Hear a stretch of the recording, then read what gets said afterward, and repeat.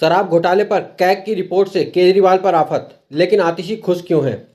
दिल्ली की मुख्यमंत्री रेखा गुप्ता ने कथित शराब घोटाले पर कैग रिपोर्ट विधानसभा में पेश कर दी है।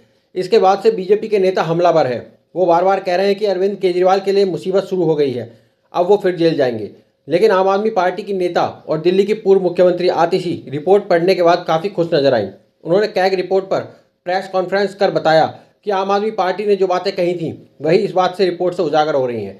आतिशी ने कहा, आज आबकारी नीति पर कैग रिपोर्ट विधानसभा में रखी गई। इस रिपोर्ट के 8 चैप्टर में से 7 चैप्टर में 2017 से 2021 तक की जो आबकारी नीति लागू थी उसके बारे में बताया गया है।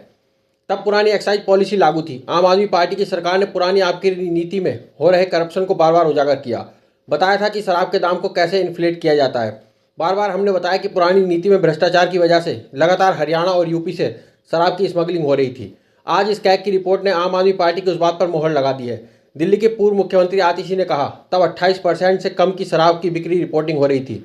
शराब के दलालों की जेबों में पैसे जा रहे थे। जिनके पास ठेके थे वहां से शराब की स्मगलिंग हो रही थी। इससे दिल्ली सरकार को रेवेन्यू लॉस हो रहा था। इन शराब के ठेकेदारों ने गलत तरीके से प्राइस कैलकुलेट किया।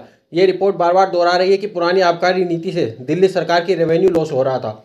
आज कैग रिपोर्ट ने साबित कर दिया कि आम आदमी पार्टी सरकार ने ओल्ड एक्साइज पॉलिसी को हटाकर सही फैसला लिया। आतिशी ने कहा, हम कैग रिपोर्ट के आधार पर भाजपा के एलजी, सीबीआई और ईडी के खिलाफ जांच की मांग करते हैं। उन्होंने उस नीति में बाधा क्यों डाली जिससे सरकारी खजाने को नुकसान हुआ। पंजाब में लागू नई आबकारी नीति से राजस्व में 65% की वृद्धि हुई है। अगर दिल्ली में नई आबकारी नीति को बेहतर तरीके से लागू किया जाता तो राजस्व 11,000 करोड़ रुपए को पार कर सकता था।